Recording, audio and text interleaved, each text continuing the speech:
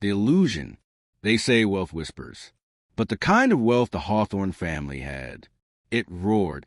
Their mansion in the Hamptons stood like a palace carved from privilege.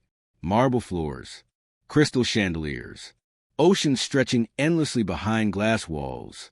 To the public, the Hawthornes were American royalty, real estate moguls, philanthropists, political donors.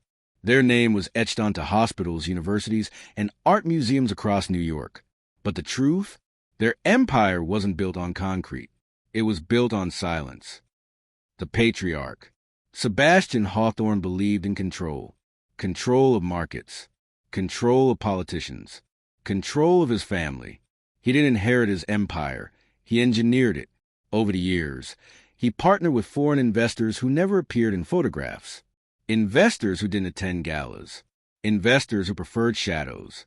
Through shell companies and offshore accounts, billions flowed like invisible rivers beneath the surface of Manhattan. Neighborhoods were redeveloped, but families disappeared. Ports expanded, but shipments went unchecked. The Hawthorne name grew, and so did the bodies buried beneath it. The perfect family. At charity galas, the family stood united. Evelyn, elegant, composed, unreadable. Lucas, the golden son, Harvard-educated, groomed for succession. Isabella, quiet, observant, always watching. They looked untouchable. But wealth like theirs does not create closeness. It creates distance and secrets. The crack. The first crack appeared in the form of curiosity. Lucas found numbers that didn't add up. Transfers routed through the Cayman Islands. Properties bought in cash through holding companies with no employees. And then the pattern that froze his blood. Every neighborhood his father revitalized saw a spike in criminal investigations quietly buried months later. The empire wasn't just laundering money. It was facilitating crime. Drug routes hidden inside commercial shipping lanes.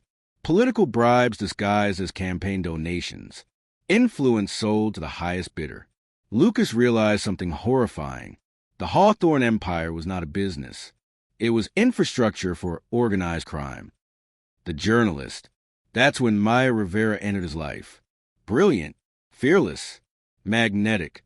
An investigative journalist known for dismantling corrupt corporations. She saw through people quickly, and she saw through Lucas even faster.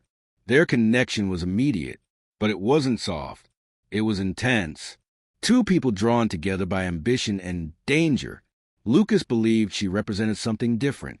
Truth, accountability, freedom from a machine his father built. For the first time in his life, he felt seen, not as a Hawthorne, but as himself. And so, he told her everything. The fallout. Once secrets are spoken aloud, they don't return to silence. Federal investigations began quietly. Financial accounts froze. Phone calls were monitored. Sebastian felt it immediately. Predators recognize when they're being hunted. The mansion grew colder. Dinner conversations stopped. Suspicion replaced trust. Sebastian searched for betrayal inside his own bloodline. What he didn't know was that betrayal had already multiplied. The daughter. Isabella had been watching for years. She saw how power twisted her father, how fear became his language. She met with federal agents long before Lucas ever spoke to Maya.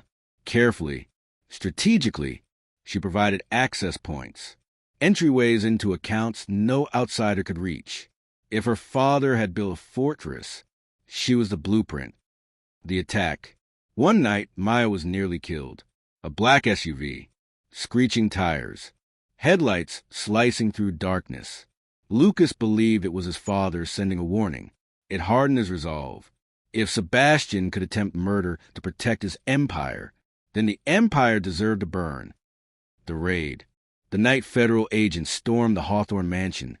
The illusion shattered. Red and blue lights painted the marble walls. Neighbors watched from behind curtains. Sebastian was arrested in the same foyer where senators once shook his hand. Power evaporated in seconds. The media frenzy exploded nationwide. The fall of a dynasty. The collapse of American royalty. But even as the world believed justice had been served, the story wasn't finished.